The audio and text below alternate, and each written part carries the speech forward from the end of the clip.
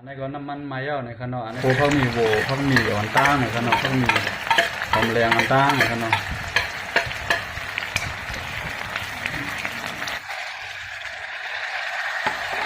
ใส่ในโซนหรือแล้วก็ของหวานในขนมเขาก็ติดไล่มกไนหนึ่งนะครับ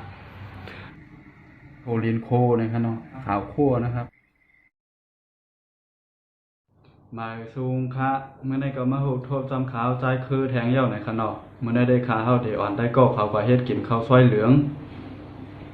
เตียงคนไทยกับห้องว่าสปาเกตตี้อันว่านั่งขนมแต่ว่าเคข้าวซอยมันเด้คาได้เฮ็ดเป็นเคข้าวซอยไตเตียนเฮาขาดเฮ็ดกินข้าวซอยหนักใส่ข้าวซอยหนักที่นั่นในขนมสังว่าพาราถูกใจวิดีโอคลิปเตียนคาเฮ็ดลงอยู่ในอย่าลืมเด็กปั่นแห้งใจเด็กถูกใจเด็กปืนเพปั่นอีกนึงในขนมวันนี้ผมจะพาเพื่อนๆทุกคนไปทำสปาเกตตี้สุดไทยใหญ่หรือว่าคนไตถ้าใครชอบวิดีโออันนี้ที่ผมทำลงใน YouTube อันนี้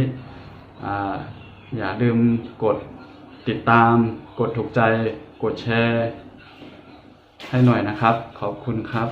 เอาคาในคากิริยาเขาซอยเขาก็ได้มีพักมีโวอำนั้นก็ได้เขาหอมแหลงในข้างนอกยกก็มะเขือส้มในข้างนอกอันนี้ก็ได้เป็นกิริยาเขาซอยใครเฮ็ดเขาซอยเหลืองในอำนั้นก็เขาซอยหนาใจไรมวดในข้างนอก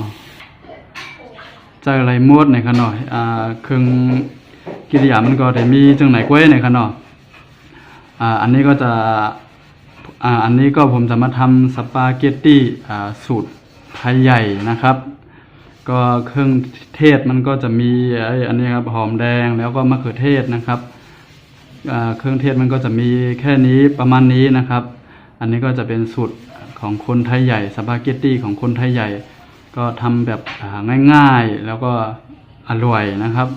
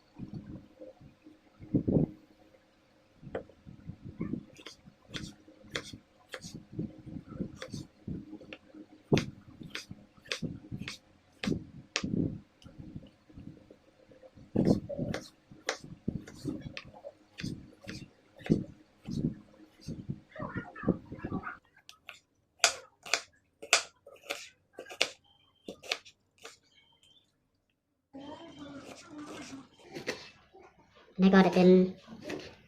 พักมีเขียวดังพักกี้ซอยใส่เล่ากันแต่เอาไว้อ้อยไว้อ้อยนาเขาซอยมันไหนกันเนาะมันก็ได้เขาค่ะซอยพักหอมแหลงให้ตั้งมะเขือส้มเย้าๆไหนกันเนาะอันหอมแหลงให้เขาค่ะได้ซอยเฮ็ดเลยใส่มะเขือส้มอีกนึงไหนกันเนาะมะเขือส้มให้เขาเดี๋ยวใส่นำเสพักมีโบพักหอมแหลงอีกนึงไหนกันเนาะ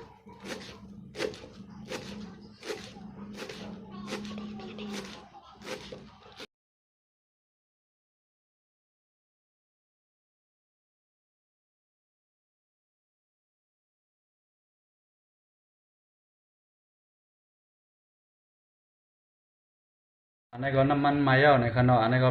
เป็นน้ำมันในขนมอันนี้ก็น้ำมันนะครับตอนนี้น้ำมันร้อนแล้วเราก็จะมาทอด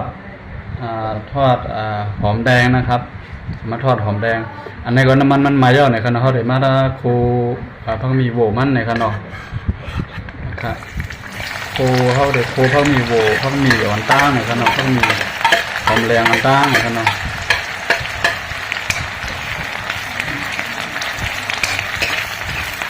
นะครับเขาได้โคหอมแรง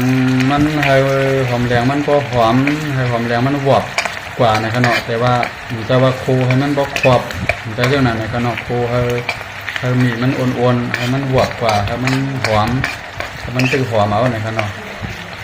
เพราะเขาพาก็ได้ใส่มะเขือส้มในขนม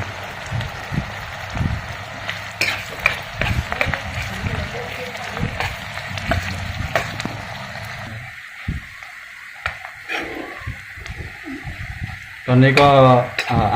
ตอนนี้ก็หอมแดงของเราก็หอมแล้วนะครับ เราก็จะใส่ขมิ้นนิดนึงนะครับก็คือสมุนไพรที่คนไทยใหญ่ชอบกินกันนะครับ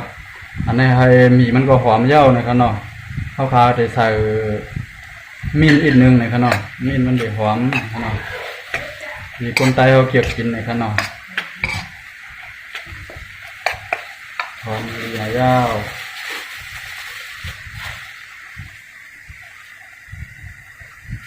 พอยก็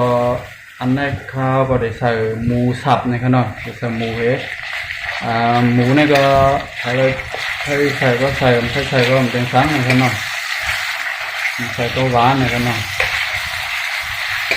แล้วก็ผมก็จะใส่หมูสับนิดนึงนะครับส่วนหมูสับนี่ใครที่ชอบกินก็ใส่ได้ใครที่ไม่ชอบก็ไม่ต้องใส่ก็ได้นะครับตอนนี้หมูเราก็สุกแล้วนะครับเราก็จะใส่มะเขือเทศนะครับอันนี้ก็หมูเขาก็สุกเยี่ยวนะครับเนาะถ้าจะใส่มะเขือส้มนะครับเนาะ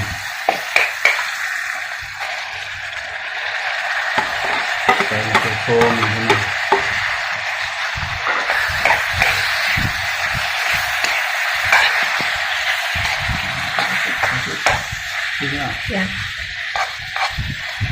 แต่มะเขือส้มเยี่ยวก็เขาก็จะใส่กิริยามันเยี่ยวนะครับเนาะใส่ก็กิริยามันก็มีอีสังนะครับเนาะก็ลองนำนะครับเนาะสักไต้ในง่ายๆอันนี้เราก็จะใส่เกลือนะครับใส่เกลือนะครับใส่เกลือแล้วก็ของหวานนะครับเนาะชูรสนะครับ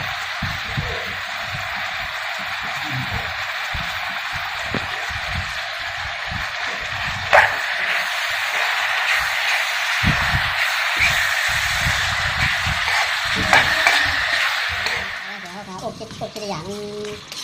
นะฮะแล้วก็เทมันได้นะครับเนาะนี่ก็อบแต่ว่าให้น้ำมันใส่ตัวมันแห้งนะครับเนาะอันนี้ก็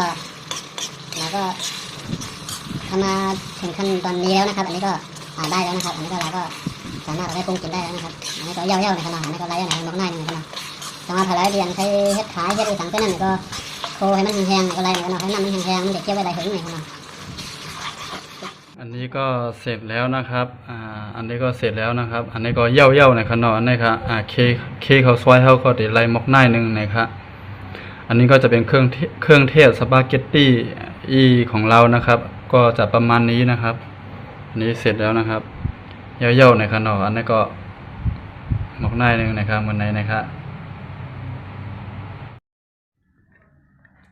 ข้าวซอยโกกับผักสมน้ำนะครับเนาะที่มันได้ข้าวซอยโกในกินกับน้ำโซดผักน้ำโซดหมักว้าวนั้นก็สมทางก็หวานนะครับเนาะแต่ว่าหมักว้าวก็มีสมทางก็มีเย่ามั่วเดียวเนี่ยกินกับผักสมน้ำเดียนเฮ็ดไว้ในกล้วยในเนาะอันนี้นี่ครับ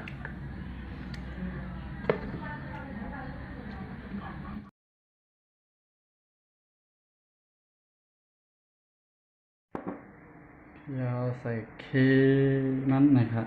สปาเกตตี้อันนี้สปาเกตตี้นะครับอันนี้ก็จะเป็นคาไดเฮ็ดกินข้าวซอยโกนะครับเนาะด้านสุดคาไดใส่เคข้าวซอยนะครับเนาะใส่น้ำอินจะได้หวาน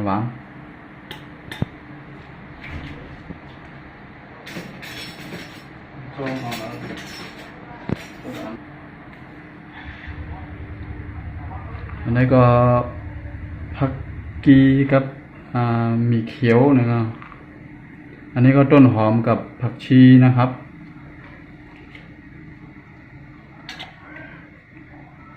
แล้วก็ใส่ถั่วลิสงคั่วอันนี้ก็โทลินโคนะครับเนาะ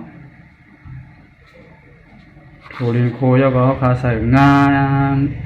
าขาวโคนะครับเนาะอันนี้ก็จะเป็นงาขาวคั่วนะครับจะได้หอมๆนะครับ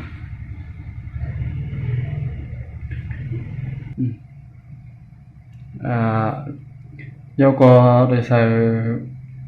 ซอสพริกในขณะน้ำหมักพริกส้มในขณะก้อนใต้ห้องน้ำหมักพริกส้มอันนี้ก็ซอสพริกนะครับใส่ซอสพริกนิดนึง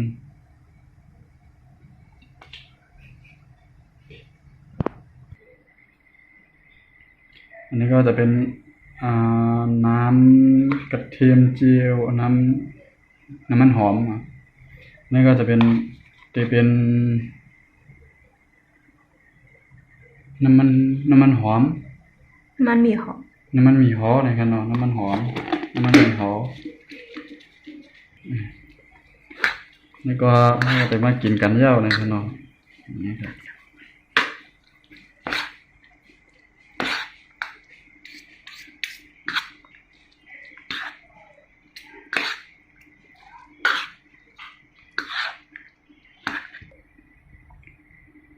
นี่ก็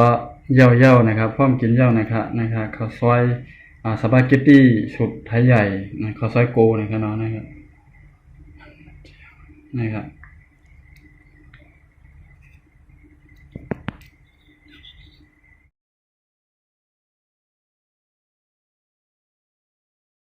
คำในข้าวซอยเขาก็เฮ็ดเย้านะครับเนาะ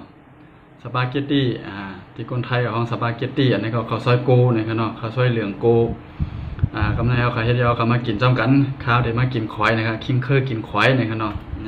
จะคิงหนุ่มกินควายได้คิงเคยกินควายครับกินจ้ำกันครับนะครับเข้มนะครับข้าวซอยโกนะครับ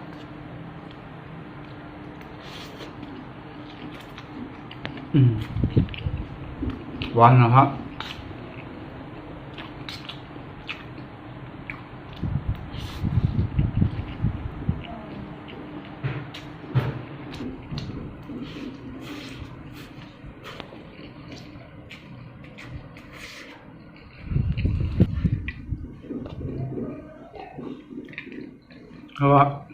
เขาผสมน้ำ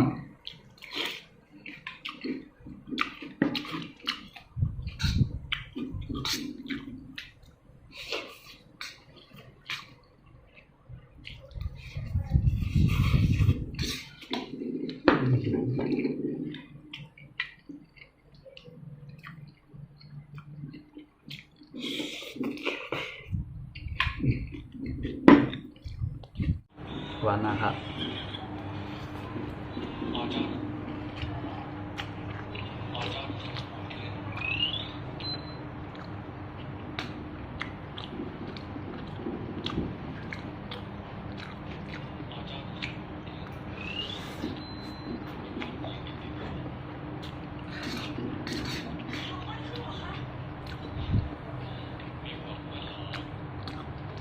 หวานนะครับเขาสวยใจ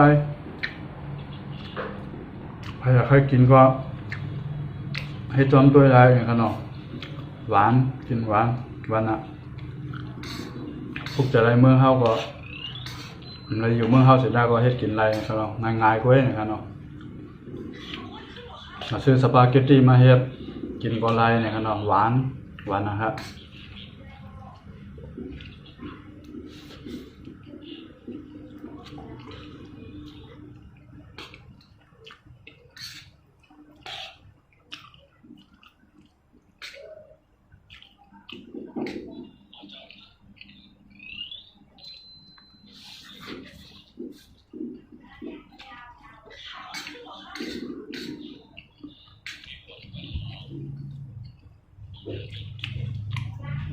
เอาครับไปกินก่อนนะครับเนาะผมถ่ายวิดีโอเลยกินอิ่มเฉพาะแค่ว่า